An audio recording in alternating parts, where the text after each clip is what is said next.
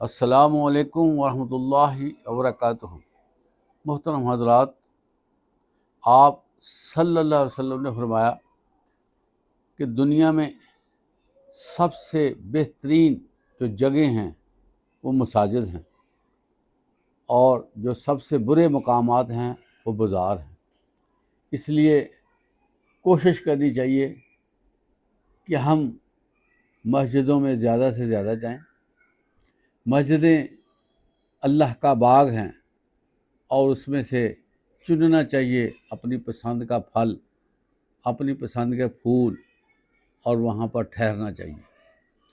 اور اسی طرح بازاروں میں جانا چاہیے اگر بہت ضرورت ہو، اور وہاں پر کام کر کے گھروں کو جلدی واپس آنا چاہیے۔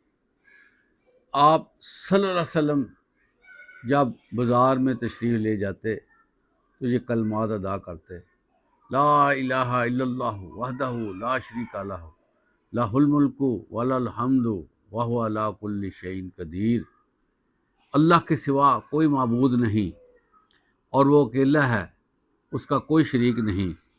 اسی کی بادشاہت ہے اور اسی کی سب تعریف ہے، اور وہ ہر چیز پر مکمل قدرت رکھتا ہے۔ محترم حضرات، یہ کلمات بڑے عظیم ہیں، اس کا بڑا ثواب ہے، اور یہ کلمات جو ہے اللہ کے ہاں بڑے مقبول ہیں۔ اس لیے جب بھی ہم بازار کو جائیں تو ان کلمات کو ضرور پڑھیں۔ ان کلمات کا یہ بھی فائدہ ہوگا کہ ہمارا دھیان جو ہے وہ اللہ کی طرف ہو جائے گا، اور اللہ